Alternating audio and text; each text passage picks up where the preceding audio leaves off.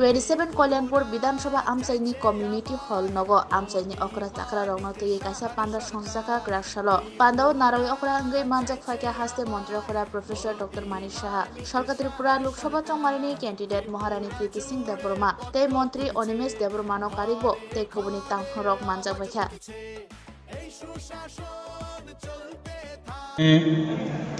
আসন্ন লোকসভা নির্বাচনকে সামনে রেখে 2024-এর আমাদের পূর্ব আসনের যিনি ভারতীয় জনতা পার্টির পদ্মচিহ্নে মনোনীত হয়েছেন মহারানী কৃতি সিং দেববর্মা মহোদয়া, ওনাকে সামনে রেখে ওনার আশীর্বাদ খুবই প্রয়োজন। তো আগে উনি ওনার বক্তব্যতে সেটা স্পষ্টতা আমরা দেখেছি। তো সেটাকে সামনে রেখে আপনারা যারা এখানে উপস্থিত আছেন এবং মঞ্চে যারা উপস্থিত আছেন তার মধ্যে আমাদের ত্রিপুরা সরকারের মাননীয় মন্ত্রী, এই গরমের মধ্যে আপনারা বসে আছেন, এর জন্য আমি আপনাদেরকে ধন্যবাদ দেব এবং পাশাপাশি আপনাদের স্বাগত জানাচ্ছি এবং আপনাদের এখানে এতক্ষণ ধরে যে বসে আছেন এর জন্য আপনাদেরকে শুভেচ্ছা জানাবো। আমি আসার সময় গাড়িতে বসে বসে আমি পিনাকি দেববর্মা মহোদয়ের আর পিনাকি দাস চৌধুরীর কথা মনে পড়ছিল। আমি গাড়িতে বসে ফোন করেছিলাম, ভালোই আছে, এখন ত্রিপুরা ভবনে আছে ও। তো ওর খোঁজ খবর আমি সবসময় নেই, যাওয়ার আগেও খবর নিয়েছি। তো ওকে আজকে এখানে না থাকাতে একটা মানে ওর অ্যাবসেন্টটা খুব ফিল করছিলাম। তো এই কারণেই গাড়িতে করে আসার সময় ওর সাথে আমি ইনডাইরেক্টলি কথা বলেছি, ভালোই আছে। তো এখানে আজকে যারা ইন্টেলেকচুয়াল ক্লাস বা বুদ্ধিজীবী যাদেরকে আমরা বলি এখানে উপস্থিত আছেন, আপনাদের উপর কিন্তু অনেক কিছু নির্ভর করে। আমরা ইন্টেলেকচুয়াল বলতে অনেক সময় বুঝি যে ডাক্তার, ইঞ্জিনিয়ার, পিএইচডি হোল্ডার এরকম হবে, এরকম না। ইন্টেলেকচুয়াল হচ্ছে সব স্তরের মানুষ, যাদের উপর মানুষ ভরসা করে, যে যে জায়গায় আছে, যার কথা শোনার জন্য মানুষ যায়, কোনো উপদেশ বা কোনো প্রপার অ্যাডভাইস যারা দেন তারাই হচ্ছে ইন্টেলেকচুয়াল। যাদেরকে বুর্জুয়া বলতো সারা জীবন, বুর্জুয়া শ্রেণীর বহু পুরনো, আমার কাছে নিত্যবসরে বহু পুরনো যে পেপার কাটিং আমার কাছে আছে, এগুলো যদি এখানে বলি তাহলে অনেক লোক যারা ইয়াং জেনারেশন তারা মানে শিহরই উঠবে, আমি শিওর যে কী ধরনের ওরা রাজত্ব এখানে করেছে। ওনাদের লোকেই ওনাদের এগেনস্টে বলছে। তো এই হচ্ছে এই বুর্জুয়াদের সাথে হাত মিলেছে অশুভ জোট।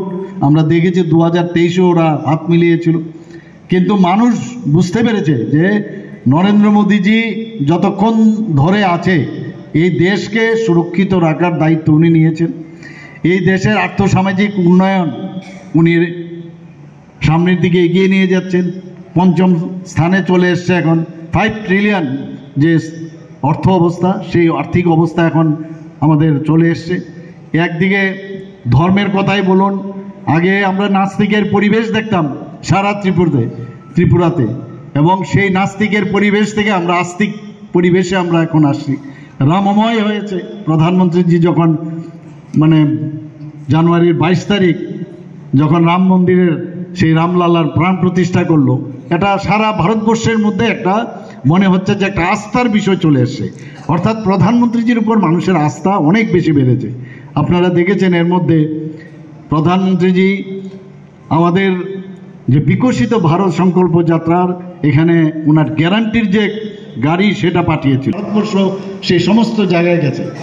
আমরাও ত্রিপুরা সরকার প্রতি ঘরে সুশাসন, সেই একই ধারায় আমরা ওনার প্রধানমন্ত্রীজির জন্মদিন অর্থাৎ 17ই সেপ্টেম্বরে আমরা 2022-এ সেটা শুরু করেছিলাম। একসাথে আবার দ্বিতীয় পর্যায়ে এই বিকশিত ভারত সংকল্প যাত্রার সাথে সেটাও আমরা শুরু করেছি। বন্ধুগণ, এখানে এখন আজকাল দেখা যায় যে বিরোধী দলের আর কোনো কাজকর্ম নেই, যেটা আমাদের অনিমেষ বাবু বলেছেন যে ওদের পায়ের নিচের মাটি কিন্তু এখন আর নেই, সরে গেছে। কিন্তু একটা কাজ আছে, খালি সাংবাদিক সম্মেলন করা। সাংবাদিক সম্মেলনে এখন কিন্তু আর বিজেপিকে গালিগালাজ করে না। কাদেরকে গালিগালাজ করেন? মোথাকে খুব করে গালিগালাজ করেন। কারণ ওই যে শিয়ালের গল্প একটা আছে না, দেখবেন যে ওই যে আঙ্গুল ফল যখন পেল না তখন বলছে আঙ্গুল ফল টক। তো এই অবস্থাটা ওনাদের দাঁড়িয়েছেন। অনেক চেষ্টা করেছেন ওনাদের সাথে কিভাবে সম্পর্ক স্থাপন করা যায়, কারণ পায়ের নিচে মাটি নেই। তো কোনো না কোনো জায়গার মধ্যে ওরা চায় যা ওদের উপর ভর দিয়ে আমরা যাতে সামনের দিকে আমরা চাই। আমরা জানি যে 78-এ কীভাবে এই কংগ্রেসকে হাতিয়ার করে সিপিএম ঢুকলো, সিএফটির ঘটনা আপনাদের মনে আছে, এবং জনতা গভর্নমেন্টের সময় আপনারা দেখেছেন, মানে কোনো না কোনোভাবে গিরগিটির মতো রং পাল্টে আলটিমেটলি ভিতরে ঢুকে গেল। তৎকালীন সময়ের মুখ্যমন্ত্রী সবাই আপনারা জানেন, নাম শুনেছেন, অত্যন্ত মানে গুড অ্যাডমিনিস্ট্রেটর যাকে বলে সুকুমাই বাবু, যখন ওনাকে সরিয়ে মুখ্যমন্ত্রী হওয়ার সেই স্বপ্ন পূরণের জন্য যখন ওনাদের সাথে হাত মিলালো, উনি খালি একটা কথাই বলেছেন যে আমাকে তো সরায়নি, কিন্তু এই ত্রিপুরাতে সিপিএমের যে তাদের যে এস্টাবলিশমেন্ট সেখানে গোড়াপত্তন করে ওরা করলো, সেই কথাটা কিন্তু আমরা দেখলাম। এর জন্য 35 বছর আমাদের অপেক্ষা করতে হলো বন্ধুগণ। এবং মানুষের জন্য করার যে একটা সামনের দিকে আরও কিছু করার যে সুযোগ, সেটা নিশ্চয়ই আরও ভালোভাবে করা যাবে। শান্তি সম্প্রতি যদি না থাকে, কোনো জায়গায় অশান্তির পরিবেশ থাকলে ডেভেলপমেন্ট কোনো দিন সম্ভব হবে না। মাননীয় প্রধানমন্ত্রী যে আপনারা দেখুন, উনি আসার পর অ্যাক্ট ইস্ট পলিসি, এখানে প্রায় 11টার মতো নর্থ ইস্টে আগে আমরা দেখতাম যে কিডন্যাপিং, টেরোরিজম, এগুলোই তো যুক্ত, ডিনামাইট, বোম, এইসবই তো, বোম ব্লাস্টিং, এগুলি দেখতাম। প্রধানমন্ত্রী যে আসার পর 11টার মতো চুক্তি হয়েছে, আর সেদিন তীব্রমতার সাথে আরেকটা চুক্তি হলো। এই যে শান্তি স্থাপন, যে কোনো জায়গায় ডেভেলপমেন্ট করতে গেলে শান্তি থাকতেই হবে, সেই চেষ্টাটা আমাদের মাননীয় প্রধানমন্ত্রী করে যাচ্ছেন। আজকে এই যে আমাদের ত্রিশক্তি যেটা বললেন, বিজেপি, আইপিএফটি এবং তীব্রমথা, আমি বলবো আগামী দিনে এই যে আমাদের 3টা শক্তি, আমরা সবাই মিলে এই শক্তি নিজেদের শক্তির জন্য না, মানুষের যে শক্তি সেটাকে প্রস্ফুটিত হবে, সেই আশা নিয়ে আমরা সামনের দিকে আমরা যাব, সেই আশা আমি করছি, এবং আমি নিশ্চিত যেটা হবেই আমাদের। এবং আমরা যেটা আমাদের টিঙ্কুরাই মহোদয় বলে, একটা সাবস্টিটিউশন খুঁজছিল, কংগ্রেসকে সুযোগ দিয়েছিল, জোট আমলের সুযোগ দিয়েছিল, কিন্তু জোট আমলে আমরা কি দেখলাম? একই অবস্থা, বরং আরো কয়েক গুণ, যেটা পশ্চিমবঙ্গ আমরা দেখেছি। আমরা পশ্চিমবঙ্গেও দেখেছি 34 বছর রাজত্ব করেছে সিপিএম। যেখানে সিপিএম রাজত্ব করবে সেখানে এই ধরনের অশান্তির পরিবেশ থাকবে। আমরা কেরালাতেও দেখছি খুন সন্ত্রাসের, এদের মেইন কাজই হচ্ছে ধর্ষণ, অগ্নিসংযোগ, নির্বাচনোত্তর সন্ত্রাস, এগুলো আমরা দেখে অভ্যস্ত।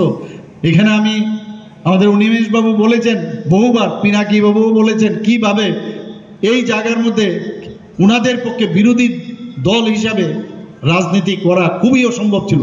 কিন্তু আজকে আমরা কি দেখছি? 2023-এ বারবার আমি বলেছি, 2023-এর যখন আমাদের নির্বাচন হলো বিধানসভার, বারবার বলেছি ত্রিপুরার ইতিহাস আমরা রচনা করব, যে গন্ডগোল ছাড়া, কোনো রকম ওষুধ উপায় অবলম্বন ছাড়া, সেই সাইন্টিফিক রিগিং বাদ দিয়েও ইলেকশন করা যায়, সেটা আমরা দেখিয়ে দেব, সেটাই হলো। এবং যে কারণে আমাদের ভারতীয় জনতা পার্টি এবং আইপিএফটি সরকার পুনঃপ্রতিষ্ঠিত হয়েছে। আমাদের কাছে একটাই রিকোয়েস্ট করব, আমরা এর আগেও ত্রিপুরার অবস্থা আমরা দেখেছি, 70 দশকে আমরা দেখেছি। 70 দশকের পর থেকে ত্রিপুরার যে অবস্থা হয়েছে, এই আমরা 6 বছর ভারতীয় জনতা পার্টির নেতৃত্বাধীন সরকার আসার পর কি অবস্থা ছিল, একটা সমস্ত ত্রিপুরাতে যেন একটা আতঙ্কের পরিবেশ। আর আমরা ধরে নিতাম যে রাজনীতি করতে হবে, আতঙ্কের পরিবেশ সৃষ্টি করতে হবে, আর হেন তেন প্রকারে সংখ্যাধিক্যের কারণে সরকারে থাকতে হবে, তারপর যা মনে ধরবে আমরা তাই করব। যাদের ভোটে আমরা জয়ী হয়েছি তাদের চিন্তা কম করা, নিজের চিন্তাটাই বেশি করা, এই তো আমরা রাজনীতি আমরা দেখে এসেছি। সেটা প্রধানমন্ত্রী নরেন্দ্র মোদীজি 2014-তে যখন উনি প্রধানমন্ত্রীদের দায়িত্বে নিলেন, তার আগেও এক্সেপ্ট অটল বিহারী বাজপেয়ীর যে সময়কাল বাদ দিলে সব জায়গায় আমরা এই ধরনের অবস্থান আমরা দেখেছি। আমি বারবার বলবো, সেই কমিউনিস্টও নেই আর সেই কংগ্রেসও নেই, আর এখন অদ্ভুত দর্শনের ওরা নতুনভাবে সৃষ্টি করেছে। এবং ওই সৃষ্টির মধ্যে ওরা থাকতে চায়, অর্থাৎ মানুষকে দাবিয়ে চলা এবং মানুষের যে মৌলিক যে চাহিদা সেইগুলো না পূরণ করা, অর্থাৎ সমস্যা সৃষ্টি করে থাকো, সমস্যা যদি সমাধান করো তাহলে তো তোমার কাছে আসবেই না, আর ওরা আসতেও দেয় না। অনেক জায়গায় আমরা দেখেছি যখন মানে মসনদে বসে যায় সাধারণ মানুষের কথা একেবারেই মনে থাকে না। বন্ধুগণ, সেই পরিবেশ থেকে 2018 পর আপনারা দেখেন যেটা আমাদের মাননীয় মন্ত্রী অনিমেষ দেববর্মা বলার চেষ্টা করেছেন যে কোথায় দাঙ্গা, কোথায় জাতি জনজাতিদের মধ্যে একটা বিভেদ, সেগুলো তো একদমই এখন নেই বললেই চলবে। আর বিশেষ করে এইবার যাও আমাদের অনেক চেষ্টা হয়েছে কংগ্রেস সিপিএম, এখন তো ওরা নিজেদের লজ্জা বোধ করে কংগ্রেস সিপিএমের জোট বলতে, ওরা এখন বলছে ইন্ডিয়া জোটে আসন সংখ্যা 2টো আমাদের সেই নমিনেশনে দিতে পারি আমাদের গভর্নমেন্ট থেকে, আমরা 50 সিট যাতে হয়, সব স্তরের সব মানুষ যাতে তার মধ্যে রিপ্রেজেন্টেশন থাকে, আমরা সেটা ক্যাবিনেটে ডিসিশন নিয়ে আমরা দিল্লিতেও পাঠিয়েছি। দিস ইজ কল আমাদের মানুষের সরকার, যেটাকে বলে ভারতীয় জনতা পার্টির নেতৃত্বাধীনের সরকার। আমরা সব মানুষ তার উন্নয়ন হোক, সেটা মাননীয় প্রধানমন্ত্রীজিও চান। বিশ্বকর্মা পুজোর দিন মাননীয় প্রধানমন্ত্রীজি কি বললেন যে বিশ্বকর্মা স্কিম প্রায় 13,000 কোটি টাকার একটা প্রজেক্ট উনি ডিক্লেয়ার করলেন। এটা কি 18টা শ্রেণীর যাদের কথা মানে কেউ কোনোদিন চিন্তা করেননি, যারা চতুর আছে, যারা কোবলার আছে, বিভিন্ন সম্প্রদায়ের, তাদের জন্য যে কি তাদের 3 লক্ষ টাকা করে মাননীয় প্রধানমন্ত্রীজি দিবেন এবং তাদের প্রথমে তাদের ট্রেনিং দেবেন এবং ট্রেনিংয়ের সময় যেহেতু তারা কাজকর্ম করতে পারবে না তার জন্য 500 টাকা করে প্রতিদিন দেবেন। প্রথমে একটা কিটস দেবে, কিটের পরে 1 লাখ টাকা দেবে এবং অল্প সুদে 2 লাখ টাকা দেবে, 3 লক্ষ টাকা দেবে এবং স্কিল্ড লেবার যে মানে যাতে স্কিল্ড তারা মানে মজদুর হয় সেই দিকে নজর ওনার। এই যে সব দিকে এসএসজি বললাম আমাদের, আর আমাদের টিঙ্কুবাবু এখানে বলেছেন বিভিন্ন জায়গায় কারোর এখানে জল আমাদের কাছে ভেরি ইম্পর্টেন্ট, আপনারা জানেন জলই জীবন, সেখানে 3% থেকে আমাদের সরকার শুরু করেছিল, আজকে গিয়ে সমস্ত জায়গায় 76% আমাদের জল জীবন মিশনের আওতায় সেটা কাভারেজ এসছে। বহু জায়গার মধ্যে বহু সমস্যা আছে বন্ধুগণ, আমরা দেখি বহু জায়গার মধ্যে এখনো আমি দেখি যে দুঃখ লাগে যে 35 বছর ওরা রাজত্ব করেছে, কি করলো আমি এখনো বুঝতে পারছি না, আমার কিন্তু বোধগম্য হয় না ওরা করলোটা কি। খালি নেতাগিরি, খালি একটা শিল্প এখানে তৈরি করেছিল, সেটার নাম হচ্ছে কথা শিল্পী, আর কোনো শিল্প কিন্তু ত্রিপুরাতে তৈরি করতে পারেনি। বলে খুব সুন্দর, বলার স্টাইলও খুব সুন্দর, এত সব ওদের দেখতাম কুচা কুচা দাড়ি আর একটা ব্যাগ পরতো, ওই কাপড়ের একটা ব্যাগ, আর ওই ব্যাগের ভিতরে আমরা ভাবতাম না জানি কি